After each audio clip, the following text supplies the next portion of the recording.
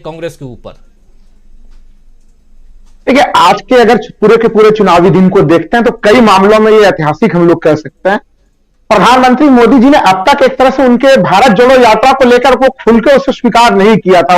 उसको लेकर इसके पहले गृह मंत्री जी की टिप्पणी तो आई थी हिमाचल के चुनाव में, तो प्रधानमंत्री जी ने एक तरह से तंज कसते हुए ही भारत जोड़ो यात्रा को भी आज निशाने पर लिया। तो देखिए, उनकी जो पूरी शैली बदली हुई थी भारत जोड़ो यात्रा की लोकप्रियता और तमाम तरह की चीजों के कारण, क्योंकि उसमें मुद्दे लगातार उठ रहे हैं और उन मुद्दों का जवाब भारतीय जनता पार्टी के पास नहीं है।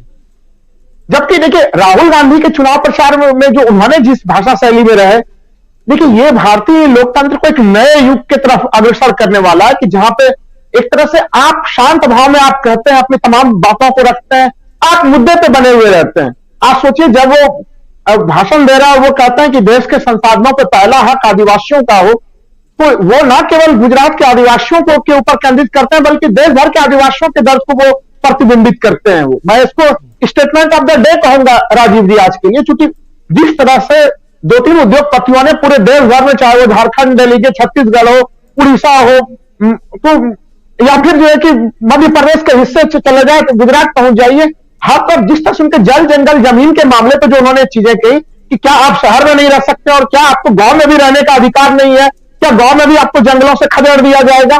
तो ये एक बिल्कुल ही बहुत ही मजबूत सच्चाई वाली चीज से उन्होंने सीधे सीधे बात को शुरू की, वो मुद्दे पर डटे हुए रहे। देखिए उनका कॉन्फिडेंस देखिए किस तरह से नजर आता है कि वो लोगों को सीधे सीधे मुद्दे की तरफ ध्यान आकर्षण करा रहे हैं। वो वोट मांगने की कहानी नहीं कर रहे हैं कि आप हमें वोट दे दीजिए। प्रधानमंत्री जी की तो अभी कई सारी शैलियां भी और आने वाली है गुजरात चुनाव में। राजीव जी, मैं आपको पहले ही दावे के साथ कर देता हूं, वो तो देखिए लोगों के भीड़ के साथ ये भी खड़ा होकर कहेंगे, मेरी बात को जन जन तक पहुंचाओगे ना, मेरे लिए वोट मांगोगे ना, अपने गांव में मेरा संदेश पहुंचाओगे ना। ये सब उनकी पुरानी शैलियां है, वो अभी नहीं आया, अभी तो वो औकात पे ही आया है। वो देखिए, आज प्रधानमंत्री जी के जो पुराने शैली है, जब तक वो अब तक बात कर रहे थे उसमें वो एक संतुलन दिख रहा था, लेकिन आज तो कहीं ना कहीं राहुल गांधी की उपस्थिति के कारण वो अपना संतुलन जो है कि बिगड़ते हुए एक तरह से दिखा रहे थे। ठीक है कि आपको एक तरह से आप सहानुभूति बटोरना चाहते हैं, लेकिन सहानुभूति बटोरने का जो ये तरीका है वो माननीय प्रधानमंत्री अपनाए, ये कहीं से भी एक स्वच्छ तरीका नहीं लगता है। उनको तो उपलब्धि बतानी चाहिए ना कि 27 साल में आपने गुजरात को कैसा बनाया, 27 साल में गुजरात को क्या दिया। और एक चीज और मैं कहूंगा कि देखिए, राहुल गांधी आते तो केवल वैसे स्थानों को चुन सकते थे जहां पे कांग्रेस की मजबूत उपस्थिति रही। सौराष्ट्र में जरूर कांग्रेस ने पिछले वर्ष एक जो 2017 के चुनाव में एक उन्होंने जो है कि 54 सीटों में सब लोग देखे 3 सीट जो है कि वो जीते थे और 23 सीट भारतीय जनता पार्टी जीती थी। लेकिन जिस राजकोट को उन्होंने अपना गढ़ बनाया, उस राजकोट में कांग्रेस का प्रदर्शन अच्छा नहीं था। 8 में से 6 सीटें वहां तो भारतीय जनता पार्टी जीती थी। तो आप सोच के देखिए कि कितना शांत भाव से जहां जहां कमजोर पक्ष रहा है कांग्रेस का, अगर सौराष्ट्र में वो एरिया जहां पे कि कांग्रेस का प्रदर्शन कमजोर रहा, वो वहां पे गए। उनके पास रैली के लिए ज्यादा समय नहीं है राजीव जी, हम लोग जान रहे हैं। वो एक सोचिए कि आप वो सीधे सीधे भूल सुधार रिस्क फैक्टर पे काम कर रहे हैं कि हम हमारी कमियां जहां है हम उसे दुरुस्त करेंगे। अगर सौराष्ट्र के संपूर्ण क्षेत्र में हमारा प्रदर्शन अच्छा रहा तो राजकोट में अच्छा क्यों नहीं रहा, और वहां पे हम उसको मजबूत करेंगे। ये एक नेतृत्वकर्ता का ये जिम्मेवारी होती है और वो इस जिम्मेवारी का पालन करते हुए नजर आ रहे हैं।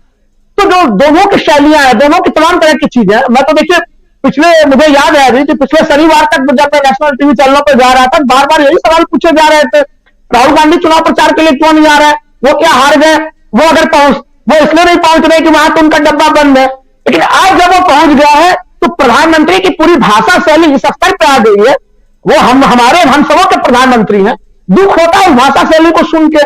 एक किसी ने औकात कर दिया था, आप मौत के सौदागर से लेकर नाली के कीड़े तक तमाम शब्दों का प्रयोग कर रहे हैं। राहुल गांधी इस चुनाव को मुद्दों पर आधारित कर रहे हैं, वो लगातार मुद्दों को लेकर जनता को जागृत कर रहे हैं, जबकि प्रधानमंत्री अभी भी एक तरह से जो उनके पुराने दाव पेच है उसी दाव पेच के आधार पर सहानुभूति बटोरने में लगे हुए हैं। मैं तो बहुत लंबे समय से सोच रहा था कि आजादी के अमृत काल में कुछ तो अमृत जैसी स्थितियां दिखे हम लोगों को। सत्तारूढ़ पार्टी जो कि 91% बहुमत में है, 18 राज्यों में उसकी सरकार है, वहां से तो हम लोग को अमृत के कोई तत्व हम लोगों को नहीं दिखे। लेकिन राहुल गांधी ने जिस तरह से राजनीति में शुचिता को लाए, देखिए हम लोग गांधी के देश हैं, गांधी की तस्वीरों को देखना, माल्यार्पण करना बड़ी आसान चीज है ये, लेकिन गांधीवादी मूल्यों को लेकर राजनीति में आ जाना आज के समय में जो राहुल गांधी जिस तरह से आए हैं, मैं इसको आजादी के अमृत काल का प्रथम अमृत मान रहा हूं इसको, कि आज उस तत्व को जिसको मैं खोज रहा था उस तत्व की प्राप्ति मुझे तो हुई है कि हाँ पहली बार लग रहा है की आजादी के अमृत काल में देश के राजनीति को, देश के चीजों को लेकर कोई एक अच्छी खबर मैं देख रहा हूं।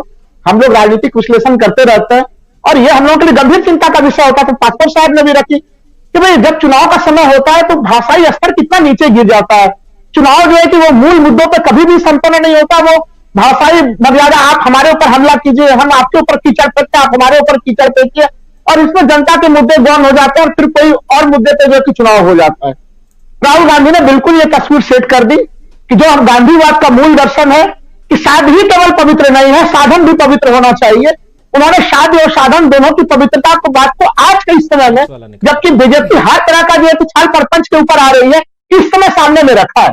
और देखिए इसका उद्देश्य कितना बड़ा है, लाभ कितने बड़े हैं। देखिए मैं इसे नहीं मान रहा, इससे चुनावी राजनीति में बहुत ही अचूक लाभ होने वाला है कांग्रेस को। जब आप घोषित तौर पर चुनावी राजनीति, चुनावी भाषण देते हैं तो वो लाभकारी नहीं होता है। अमलेंदु जी सही चीज कह रहे थे। अगर हम लोग 2016 से अब तक की स्थिति में आते हैं तो जिस तरह से नोटबंदी लगाया गया, तमाम दावे वादे, प्रधानमंत्री जी कह रहे थे कि 50 दिन का समय दीजिए, अगर नहीं होगा तो जिस चौराहे पे बुलाना हो बुला लीजिएगा। अब तो 6 साल बीत गए, क्या उसके निगेटिव प्रभावों को तो पूरा देश झेल रहा है, हम सभी लोग झेल रहे हैं। एक भी पॉजिटिव प्रभाव कोई बीजेपी बता पाई कि कैसा हमारा देश का अर्थतंत्र टूट के बिखर गया, उसके ऊपर राहुल गांधी ध्यानाकर्षण केंद्रित कर रहे हैं चुनाव में। कितनी बड़ी बात है। जीएसटी को लेकर पूरा देश का व्यापारी जो है कि वो सड़कों पर आ गया। वो अब सोचिए गुजरात जो कि एक तरह से केंद्र था इन सब मामलों का, उसकी क्या स्थिति बन गई। हम लोग टेक्सटाइल के क्षेत्र में किस तरह से पिछड़ गए, किस तरह से बांग्लादेश जैसी शक्तियां वहां पर सामने में, बांग्लादेश एक शक्ति बन गया उसमें। तो ये मुद्दों पे, ये कब चुनाव के मुद्दे बनेंगे। राहुल गांधी ने बड़ी सावधानी के साथ गांधीवादी मूल्यों के कारण इन मुद्दों को, यानी कि जीएसटी, नोटबंदी और सबसे बड़ा चीज की, देखिए अभी देश जिस तरह से कोरोना की त्रासदी से बीता था, गुजरा देश, इसमें मजदूरों के साथ जो दुर्दशा हुई उसको तो उन्होंने उठाया ही उठाया। और साथ ही साथ हमारे मेडिकल इंतजाम कैसे थे, कैसे बड़े बड़े दावेदार लोग थे जो कहते थे, प्रधानमंत्री ने कहा था कि 19 दिनों में हम हटा देंगे कोरोना का संकट। अब उसके ऊपर कोई बात करने के लिए तैयार नहीं है। कुछ ऐसे मामले हैं जिसमें लोग तड़प के लोगों ने अपनों को खोया था, अब लोगों के बिजनेस में। तो आज आप बताइए उस लॉकडाउन का क्या लाभ मिला, लॉकडाउन के बाद कहां तक कोरोना रुका। तो ये ऐसे मामले थे जिसको राहुल गांधी ने, जो चुनावी मामले में नहीं उठ पा रहे थे राजीव जी, उसको उन्होंने आरोप प्रत्यारोप की राजनीति को किया सारी, और बिल्कुल संक्षिप्त और सारगर्भित भाषण जिसको कोई भी आसानी से सुन ले, समझ ले, उस शैली में वो लोगों के सामने इन मुद्दों को रख रहे हैं। वो कह भी नहीं रहे कि आप इन मुद्दों को जानिए और जिसको लगे उसको वोट कर दीजिए, वो वोट भी नहीं मांग रहे। यह स्थिति ऐसी है कि एक तरफ जहां पे कि तमाम गाली का शब्द प्रयोग हो रहा है, प्रधानमंत्री किन शब्दों का प्रयोग कर रहा है, ये तो हम लोग को गौतम बुद्ध और जो है कि महावीर जैन की याद दिला दे रहा है कि उन लोगों की जीवनी में हम लोग पढ़ा करते थे बचपन से। वो चीज भारतीय राजनीति में देख रहा हूं, तो ये तो देखिए बिल्कुल एक अजीब सी सुखद स्थिति है राजनीतिक विश्लेषण करने की दृष्टि से। दूसरा चीज की देखिए, मैं इसको केवल आदर्शवाद का पराकाष्ठा नहीं मानता हूं राजीव जी, कि राहुल गांधी एक ऐसे स्वप्नलोकी आदर्शवाद में पहुंच गए जिसके कारण कि वो दार्शनिक तो बन जाएंगे लेकिन लाभ नहीं दिला पाएंगे। मैं मानता हूं कि भारतीय चुनावी राजनीति को ऐसे ही मामलों की जरूरत थी। भारतीय जनता पार्टी की सफलताओं का श्रेय चाहे गुजरात हो चाहे संपूर्ण देश हो, संपूर्ण देश को 8 साल में उन्होंने जहां पहुंचाया और गुजरात को 27 साल में जहां पहुंचाया है, वहां पे आरोप प्रत्यारोप की राजनीति नहीं होकर मूलभूत मुद्दों की राजनीति होनी चाहिए। और वो राजनीति राहुल गांधी बिल्कुल ही शांत भाव के साथ कर रहे हैं, और इसका असर कितना तगड़ा होगा आप सोचिए कि अगर 2 जगह उन्होंने भाषण दिया, एक जगह पूरे के पूरे आदिवासी मामले को उठा दिया और एक जगह उन्होंने पूरे अर्थतंत्र, मध्यम, एक तरह से एमएसएमई के पूरे गंभीर समस्याओं को जिसको हम लोग लगातार उठाते हैं, उसको उन्होंने सामने में रेखांकित कर दिया। जी बिल्कुल आप सही। बिछ गई सियासी विसार, खेला जा रहा है सियासी खेल, जारी है वार पलटवार, शह और मात के खेल में बनाई जा रही है रणनीति। कौन पड़ेगा किस पर भारी, ये कभी भी सिर्फ हस्तक्षेप.com पर अमलेंदु उपाध्याय के साथ।